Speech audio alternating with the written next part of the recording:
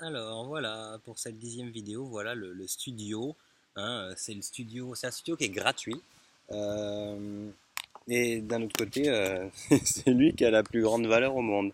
C'est notre chère planète. Ouais, pour vous montrer quand même, ouais, là il y a des, je sais pas si vous voulez, les cormorans là-bas. Voilà, voilà.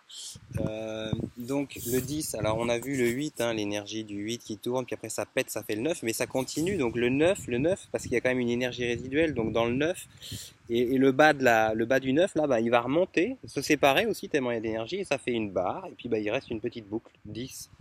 Voilà. Donc nouveau cycle.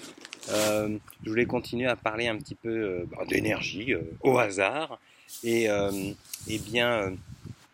il y a un mécanisme qu'on peut avoir où on nous a appris, bah, il faut être gentil avec les autres. Hein, il faut être gentil avec les autres. Bon, déjà, la phrase est commencée par il faut, donc c'est une obligation. Donc déjà, on est mal barré.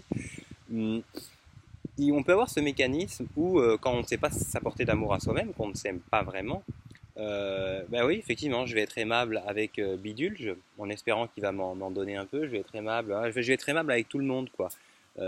Mais voilà, hein, on reçoit généralement pas autant que ce qu'on a donné, surtout quand c'est pas vraiment avec le cœur, c'est dans l'objectif d'avoir de l'amour. Et puis des fois, on peut se rendre compte, waouh, je me suis épuisé. Bah oui, parce que on donne plus que ce qu'on reçoit. Je me suis épuisé.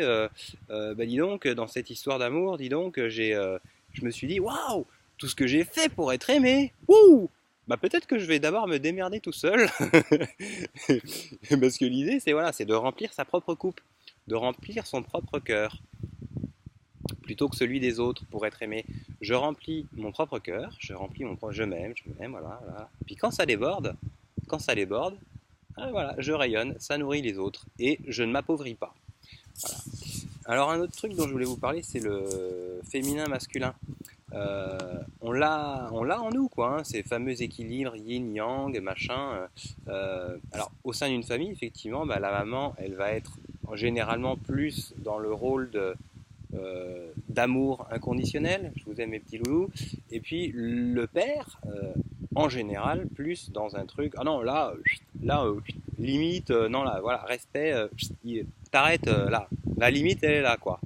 Mais ça existe en nous aussi.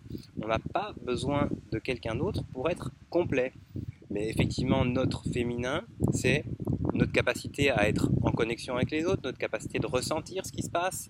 Tiens, toi, t'as de la colère, toi, mais on le fait, c'est pareil, dans une certaine mesure. C'est là où notre côté masculin rentre en ligne de compte, ou de dire, oh là, bah non, là, alors bah, toi, par exemple, t'es un puissant fond, donc je ferme les vannes, quoi. Ça sert à rien. Quand tu auras envie de changer, tu m'appelleras. Mais voilà, à chaque fois, réussir à doser, et à chaque seconde, hein. Ok, je suis dans l'amour total, mais ah, ouais, enfin là, on se fout un peu de moi. Là, bon, là, c'est peine perdue, machin. Voilà, ressentir à chaque moment, est-ce que je continue à être là-dedans ou pas? Je me respecte moi-même et vérifier ma propre coupe. Où en est l'état de l'amour dans... Ah ben non, là je peux plus. Rideau, on arrête. Voilà, ben ne croyez surtout pas ce que je raconte, hein. Expérimentez.